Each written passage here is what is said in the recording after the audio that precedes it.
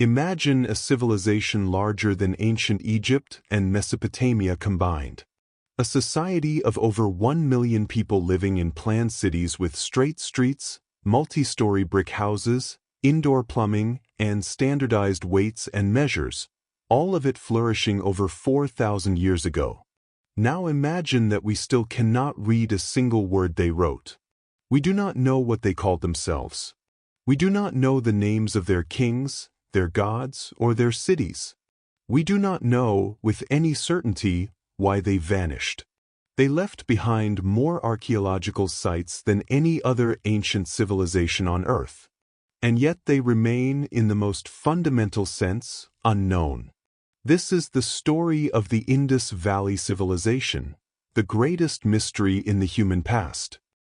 For thousands of years, the cities of the Indus Valley lay buried beneath the flat plains of what is today Pakistan and northwestern India. Local people had long known that strange, ancient bricks littered the landscape near the town of Harappa in the Punjab. In the 1850s, British engineers building the Lahore-Multan Railway used those bricks as ballast for the track, unknowingly demolishing the ruins of a 4,000-year-old city to build a Victorian railway line. It was not until 1921 and 1922 that archaeologists, working for the Archaeological Survey of India, began systematic excavations at Harappa and at a second site called Mohenjo-daro, several hundred kilometers to the south. What they found stopped them cold. These were not modest settlements. They were fully planned urban centers, laid out on a grid, built from fired brick of a standardized size, equipped with drainage systems more sophisticated than those found in many European cities 2,000 years later. Since those first excavations, over 1,000 Indus sites have been identified across a territory stretching from the Himalayan foothills to the Arabian Sea coast, an area of roughly 1.5 million square kilometers. The civilization they collectively represent, known variously as the Indus Valley Civilization or the Harappan Civilization, was at its peak between approximately 2600 and 1900 BC. It was, in terms of geographic extent and population, the largest urban culture the ancient world produced. And almost no one had heard of it until a century ago. The cities themselves are the most eloquent testimony we have. Mohenjo-daro, at its height, housed an estimated 40,000 people within a carefully designed urban grid. Streets ran at right angles. Houses were built from the same standardized kiln-fired bricks across hundreds of kilometers of territory, a detail that implies either a centralized administrative authority or a shared cultural standard of extraordinary consistency. Most homes had their own wells and private bathing areas connected to a city-wide drainage network of covered brick channels. This is not primitive construction. This is civic planning. The Great Bath at Mohenjo-daro, a large, waterproofed public pool lined with bitumen and surrounded by colonnaded galleries, suggests that communal bathing or ritual purification held significant cultural importance. The city also contained what archaeologists believe to be a large granary, implying organized storage and redistribution of food. The evidence points to a society with strong central coordination, though who or what provided that coordination remains entirely unknown. Indus craftspeople worked bronze, copper, gold, and a distinctive form of fired steatite to produce small carved seals, thousands of which have been recovered.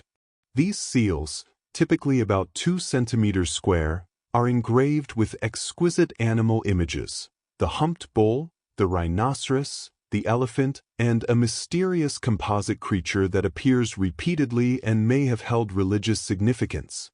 Above each animal runs a line of symbols, the undeciphered Indus script. Trade connections extended to Mesopotamia. Indus seals have been found in the ruins of ancient Ur. Mesopotamian texts reference a trading partner called Mluha that many scholars identify with the Indus region. This was not an isolated backwater. It was a participant in the ancient world's first long-distance trading network. What we can observe in the archaeological record is also notable for what it lacks: There are no monumental royal palaces, no massive military fortifications, no unmistakable royal tombs filled with treasure, no images of rulers in triumphant postures over defeated enemies, the visual language of power so familiar from Egypt and Mesopotamia. Either the Indus people had a radically different relationship with political authority, or the symbols of that authority were of a kind we have not yet learned to recognize. At the heart of everything stands the undeciphered script. Approximately 4,000 inscribed objects have been recovered from Indus sites. The script contains somewhere between 400 and 600 distinct signs, too many for a simple alphabet, possibly consistent with a logosyllabic system like early Sumerian or Egyptian hieroglyphics. But the inscriptions are uniformly short. The longest known text runs to just 26 signs. There is no bilingual inscription, no Indus equivalent of the Rosetta Stone, to give scholars a foothold. Without that key, the language, and through it, the history, the religion, the politics, the very self-understanding of the civilization, remains locked away. Scholars have proposed dozens of decipherment theories over the past century. Some argue the script records an early form of a Dravidian language, the language family that today includes Tamil, Telugu, and Kannada. Others argue for an Indo-Aryan connection. A minority position holds that the symbols may not represent spoken language at all, but rather a system of administrative or religious notation. No consensus has emerged. The Indus script remains one of the most frustrating unsolved puzzles in the study of human communication. The absence of clearly identifiable temples or religious iconography adds another layer of uncertainty. A seated figure found on several seals, sometimes called the Proto-Shiva seal because of certain visual similarities to later Hindu iconography, may represent a deity, a priest, or something else entirely. The inference is speculative. Without written records, the inner world of the Indus people, what they feared, what they worshipped, what they believed happened after death, is beyond our reach. The Indus civilization did not appear overnight. Its roots stretch back to farming communities established in the region by around 7000 BC in an area called Mehrgarh, in modern-day Pakistan. Over millennia, these communities developed agriculture, animal husbandry, and craft production. By around 2600 BCE, the transition to large, planned urban centers was complete.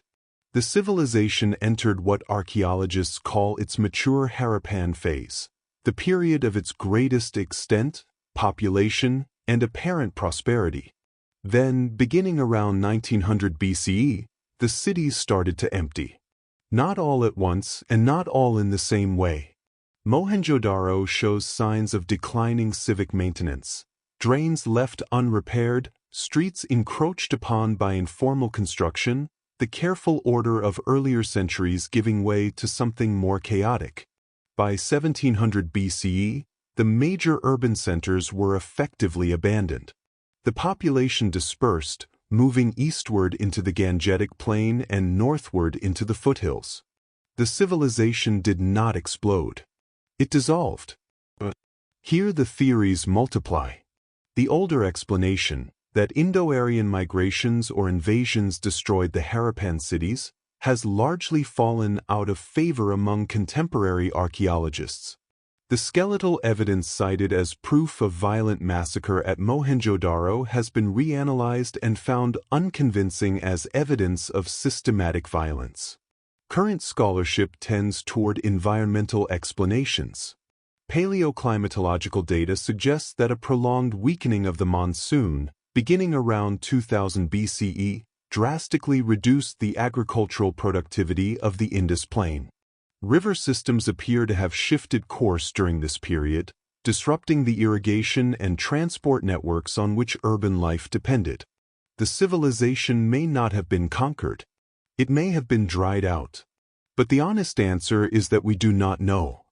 The mechanism of collapse, like so much else about the Indus people, remains contested and unresolved. The Indus civilization did not vanish without a trace. Its people dispersed, and elements of their culture almost certainly fed into the later civilizations of the Indian subcontinent. Some scholars see continuities between Harappan iconography and later Hindu religious imagery, the reverence for certain animals, the importance of ritual bathing, specific postures in yoga-like figures on Indus seals that may prefigure later traditions of meditative practice. These connections are suggestive rather than proven, but the possibility that a thread of cultural continuity runs from Mohenjo-Daro to the living religious practices of over 1 billion people today is, if true, extraordinary. More concretely, the cities themselves demonstrate something that was genuinely remarkable for their time, that it was possible to organize large-scale urban life without the apparatus of military kingship, without monumental temples to a state religion, without the visible machinery of coercive power that characterized every other major civilization of the ancient world. Whether this represents a genuinely different model of social organization, or simply a gap in our evidence, is a question that archaeologists continue to debate with considerable passion. What is not in doubt is that the Indus civilization deserves to stand alongside Egypt and Mesopotamia as one of the foundational achievements of early humanity. Its cities were as large, as sophisticated, and as well administered as anything the ancient world produced. The fact that it has not occupied the same place in the popular imagination is largely an accident of rediscovery. Egypt gave us hieroglyphs we could read, monuments we could photograph, mummies we could display. The Indus gave us only brick, silence, and questions. There is a particular kind of humility that comes from standing in front of a mystery you cannot solve. The Indus Valley Civilization housed more people than ancient Egypt at its height. It traded across thousands of kilometers of ocean. Its engineers built drainage systems that would not be matched in Europe for 2,000 years. Its craftspeople left behind objects of delicate beauty. And then, over the course of a few centuries, it was gone, folded back into the earth, leaving behind a script no one can read and questions no one has yet answered. We tend to think of history as a record of what happened.